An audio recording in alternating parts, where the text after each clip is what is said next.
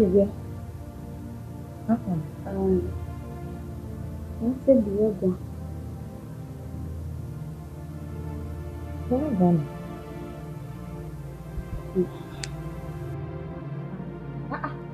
Tagbe male. Tagbe. Why get to agum everyone? Won ni bon. Won ni bi e won mo ni bon ashi. La yo sale fun. Tagbe no matter what. Emi yo pa no ni ki. Tagbe. La wo. Idi pe na. You are deserving. Please. I'm away. Gbàgbé mi tá màá ń la gbàgbé. Get up. Ṣé iná ní kí n ẹnu wà ká mi lẹ́nu? Èfé wà lọ́la.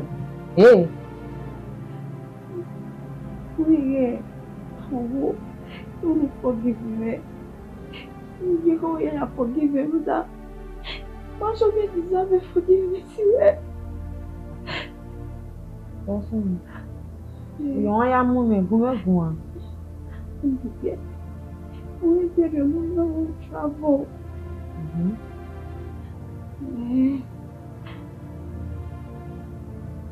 Guana. Why we go from everyone?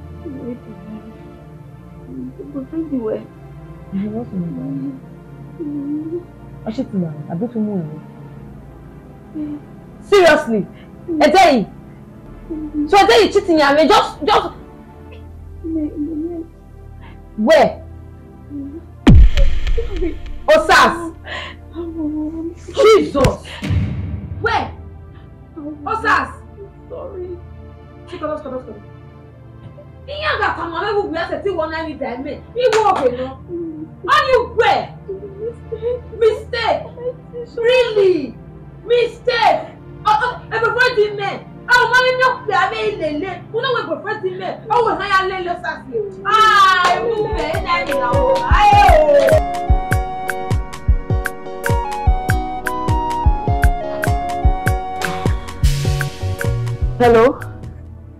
Hello, Daddy. This is Auntie Nike call you. If I'm having a picky, that means when you know, Abi. When you know. Yes. Okay, Mudanel. Did you sleep with Osas or not? Go on where you are over and water. You know your cousin, what Ede, talk to me. You know your cousin, your cousin. Ha! Ede. You want to be like a Ede, you not cheating on Ede. I mean, there's nothing for you to explain. You don't know my Ede. You have nothing to explain to me. You know your cousin. Ha! Ede,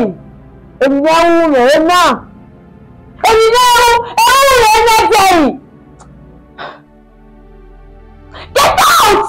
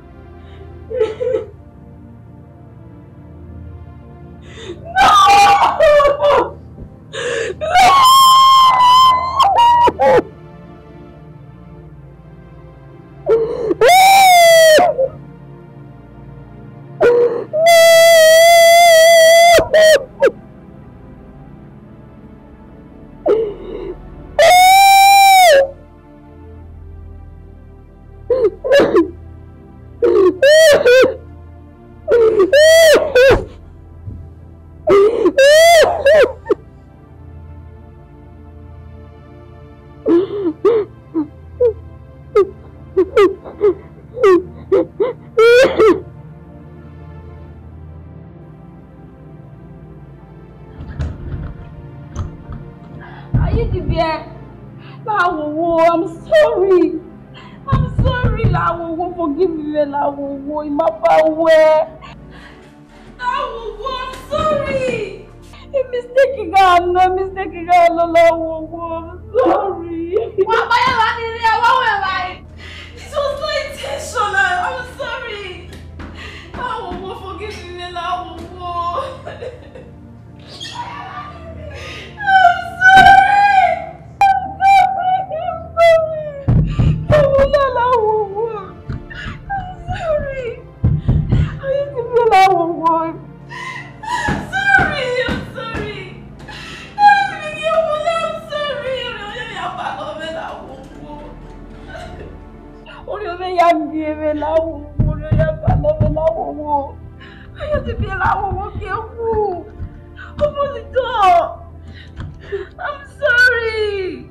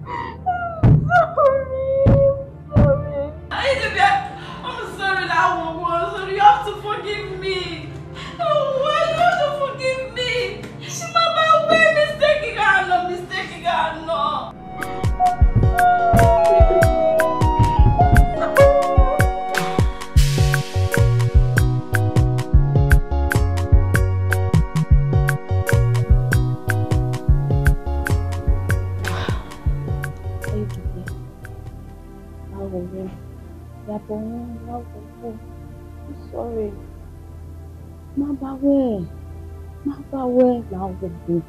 Forgive me. It's okay. Forgive me. Forgive me.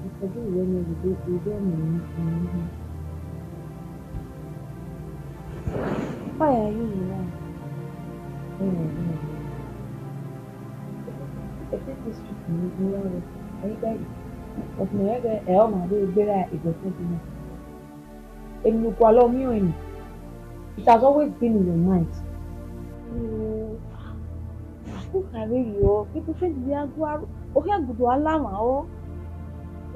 I just regretted, like, we didn't ever go into his house.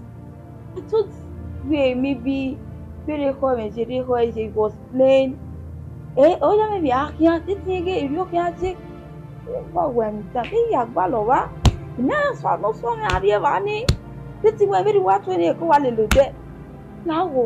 I'm sorry. No, it was a mistake. A mistake, fine. I understand. The same mistake. Omakwele has taken you after all those stuff. You need to protect yourself. Huh? Yes. No problem. Stop saying that. We are still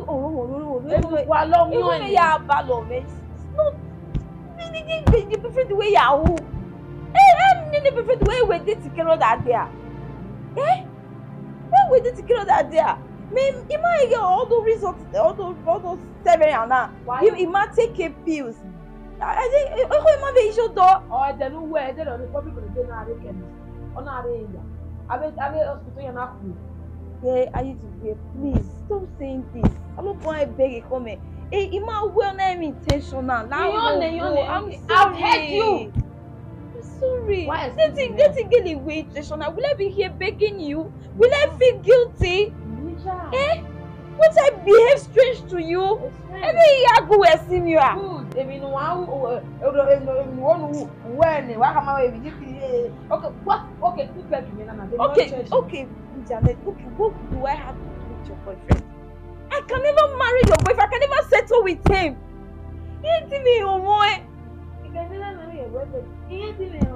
But you are pregnant for him. Huh?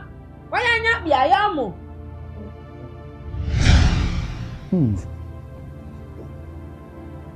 What a story.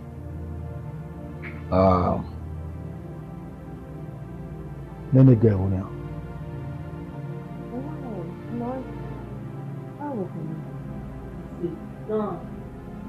Babe, don't just conclude. Am I not so long? Yes, now you're married by me. The girl tell me I'm now. So my friend is here. But we now maybe his own side of the story. Oh. A day. Yeah, where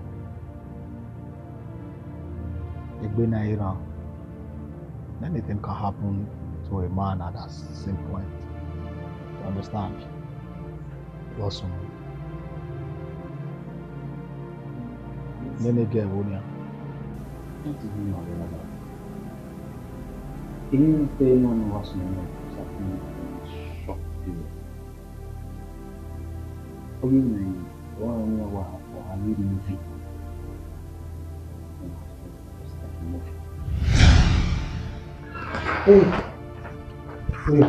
A day. Yeah. Yes, no. Someone say why? What anything?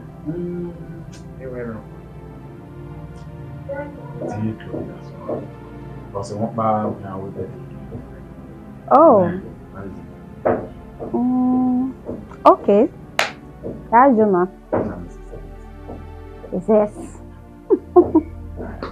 Problem.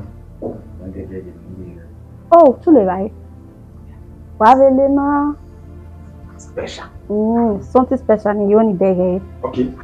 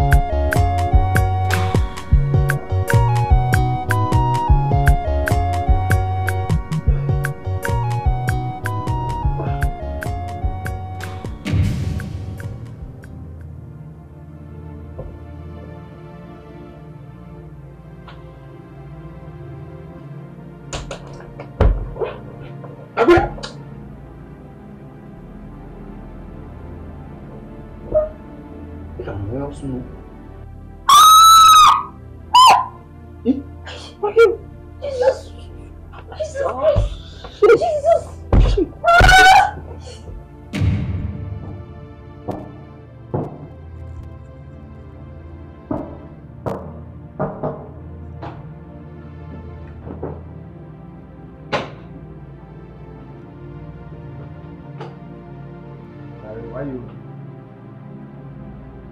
Eh? Why you? Walking. Don't look for me. I don't even blame you. You will shut me as if it was my fault. One first said, "But you were I don't understand. There's no man for say, "Well, you've gotten what you wanted. Then why you?" Really? Please just leave my house. Then I'm going nonsense. You are an evil person. Now I can see that it was all your plan. Who planned it? Okay, now so we get your work. Because I already noticed that you were kind of drunk. Where is this? I can be around. Humanity motor. Then ya drive you where are you? Una to miss me. Imaege who plan me and even kado ya we no plan your way. Who say?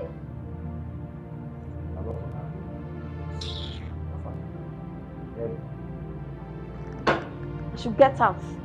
Anyway, now it's not your fault. It's not your fault. Then in a wedding, but this old drama, sunu. No, sunu. I don't blame you. If also, we get at you. We get at you. What can you do? When you are then where here? What are you waiting for? What here? I'm not so good. Evil bastard. Say unwe. I'm a top of reality. Somebody I will not leave. But the first name me Vanari. Oh, please get out. Get out. You irritate me.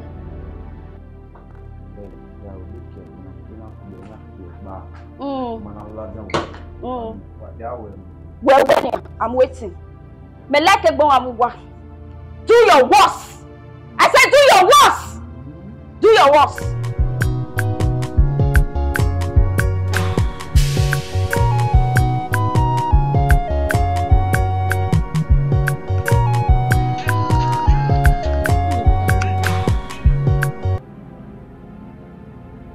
Hello? Hello?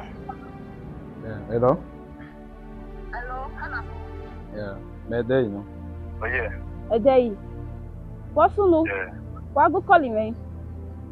Now, Zippy, now. So how are you knocking? What? Why? I want us to talk. You need my help with my working.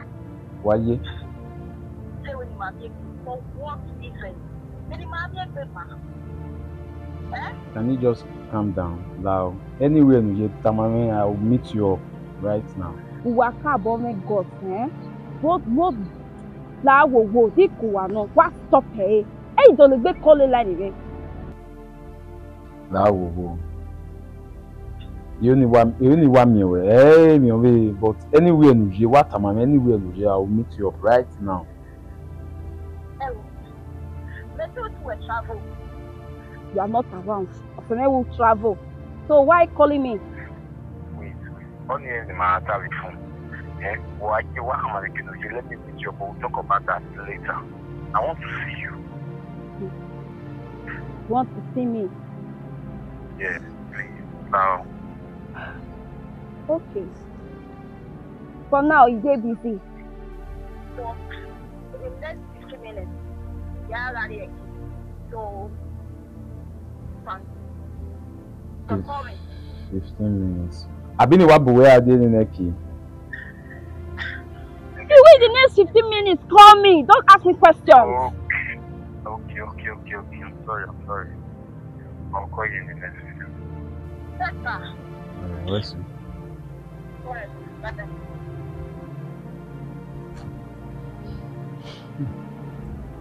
Wow. Man, we're not going to I'm not now.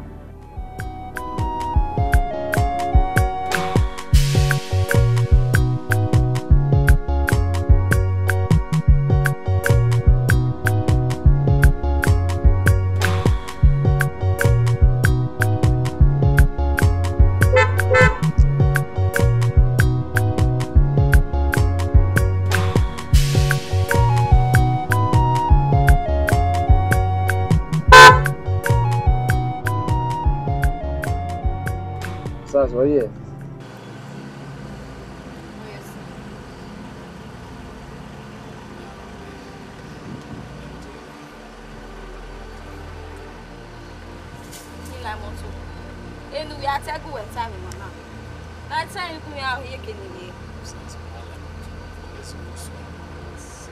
I am not ready to go anywhere with you. Since we went direction today, where are we going? Please, Lao. Maybe I'll calm down. I want us to talk. Let's go somewhere. You want us to talk. Now you want us to dialogue, right? Lao. Fine. Listen.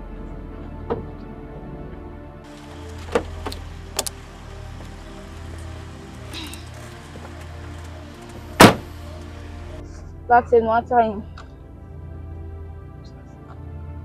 I mean, like, I don't know how to say it. Now you know, sound that way. Yeah, we don't know what my going this way. Really? So you can beg. We're being right? Because now, a conscience will only judge you now. Anyway. Because when we know Blame is alcohol, right? No matter how it is. Enough! Please! Enough! Enough!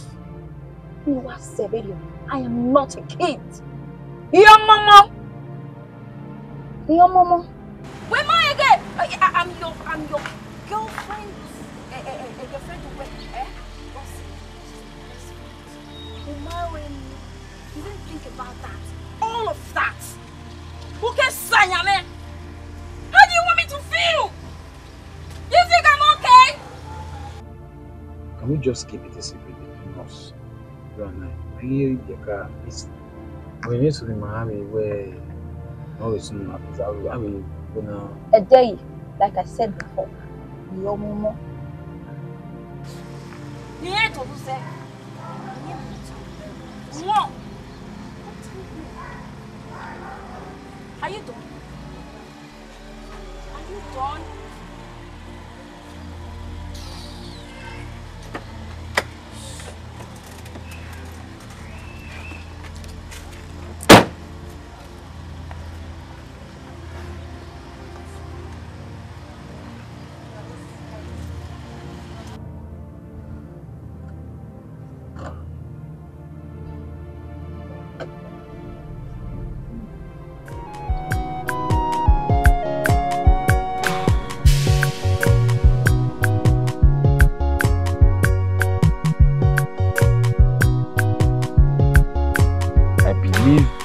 Running now with like echo wave from way.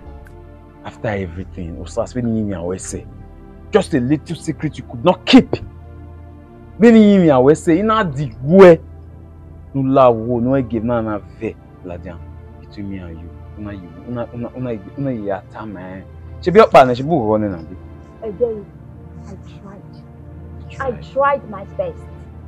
I tried to keep it from her, but this mistake boy, because she was just too nice to me, like a sister. I can't understand.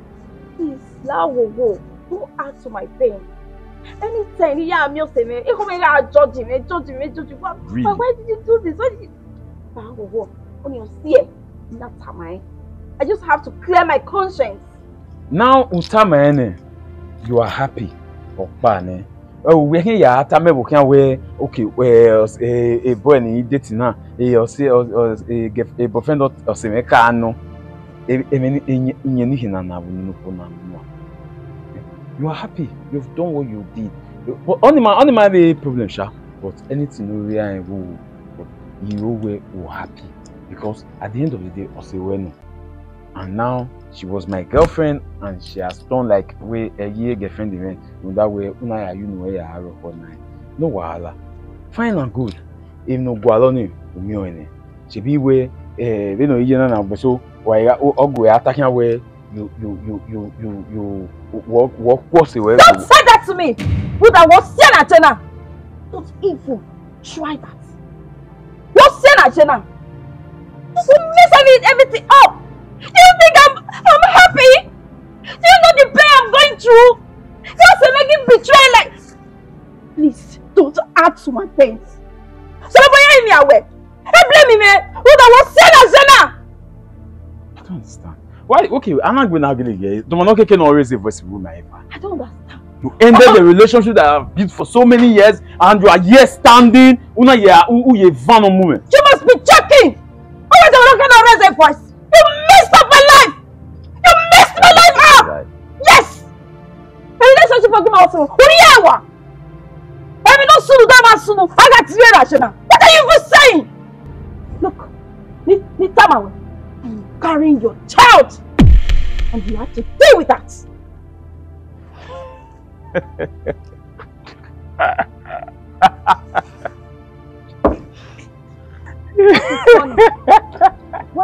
So,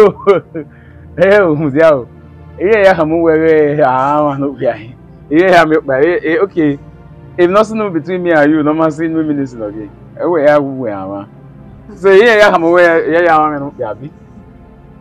You are joking. I am not joking. Read my lips. I am carrying your child. I am not joking. Yes. Just like that. Just like that. I don't even know. More wasted time. Yeah, go going.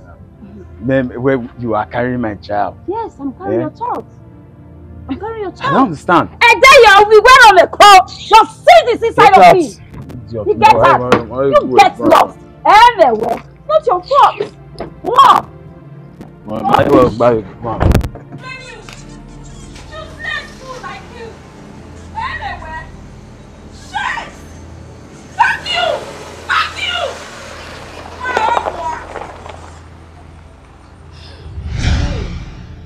Everything happens within a period of short time. This is never wish that.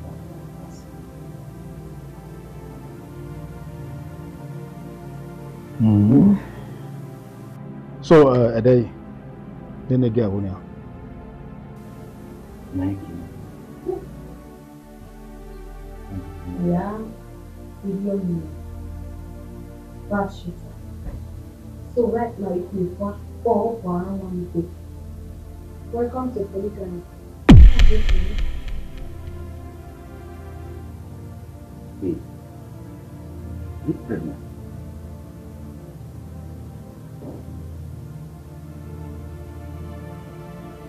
Please.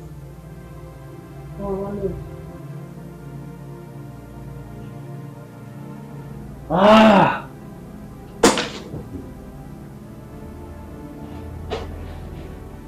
This is what I wanted all these years. Wow. You don't need anything else, no? No hustle, you know? Mama to polygamy. Are you do? No soon we man are deneda. No sabo war sono. To me, you both are destined to be together. Exactly. Because I want to know where the man we or see me or we got a date. And even my fiancé and marrying were the same thing. You did not plan. I will beg you. We didn't plan anything. I will beg you. Nobody gets on a lie low.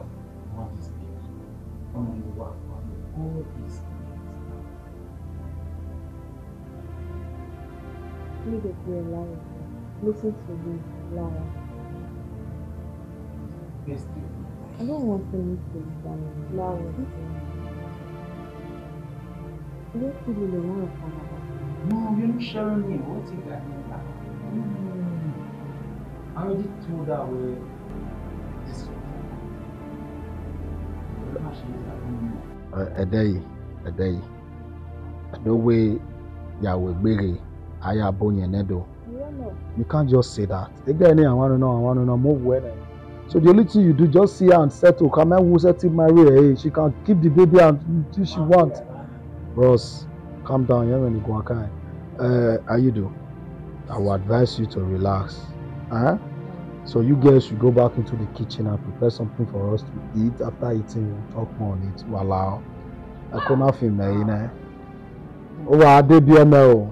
Campari and anything. Hey. Oh, whatever you are trying nonsense now. We're trying to worry this. Okay. I'll be there. Daddy's hungry.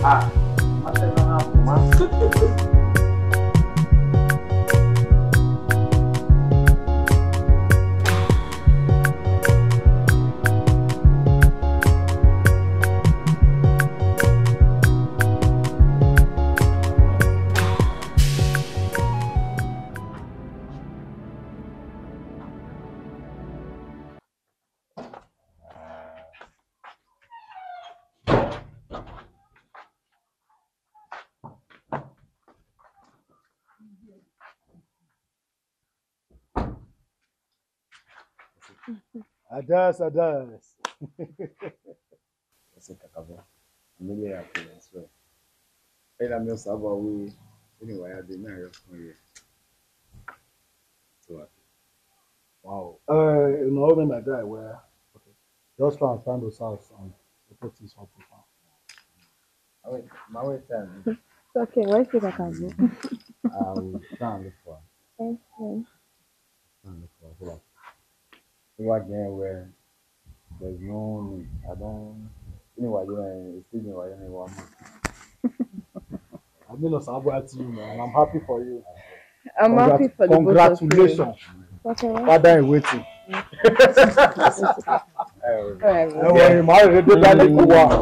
Thank you.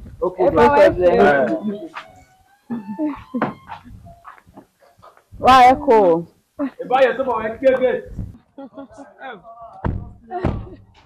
Okay, when I'm ready to one.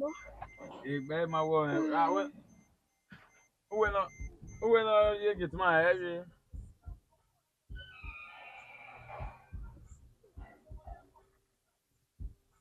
Yeah.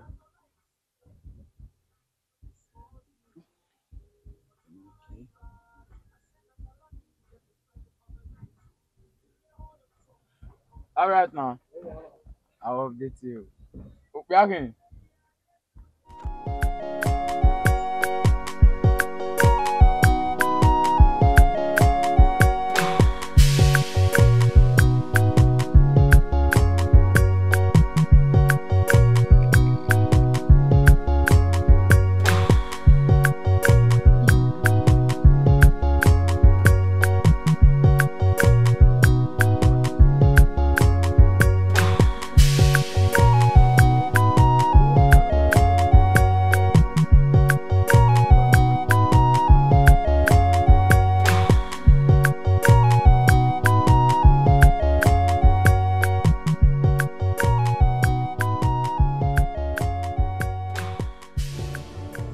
Osas, Omuke. Yeah. Working at you, climbing pregnancy. Because, as you can see, my weekend and my set to me. When my Iba the pregnancy, we are saying that. I do be. And again, when we apologize for we are saying Musumi, Slopa, Perimere, Mawe, like it wasn't intentional. It's okay. I'm sorry. And all the pregnancy, Maya, you know, that there's no pregnancy. I understand. What? Yes. Yeah. So, Ma, I fell from the staircase, so I lose it, so I had to miscarriage. So sorry. No problem. Salo bawe no sena na video derivario. Iye oni ma ku be makali. E alu dawo na lose pregnancy. O de igi odunu ba mi. We are bunmi adon utama. I say you are to do kini. Wa we ma no we mi no pa ga ku ego eni ya gbo bi ami. Be ati me bunmi adedo. No gun me egwa. No matter how much you have paid. You should feel free. Anytime, any day, you are still welcome. What I say? So,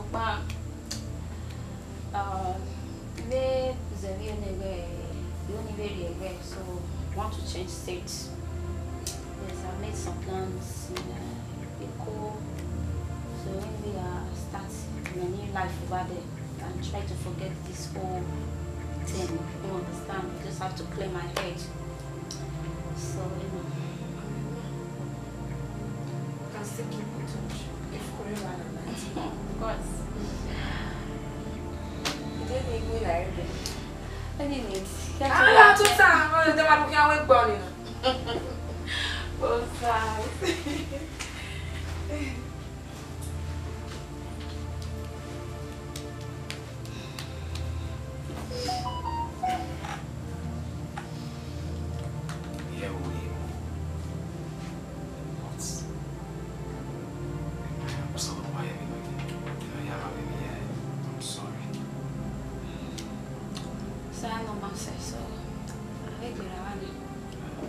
Since our travel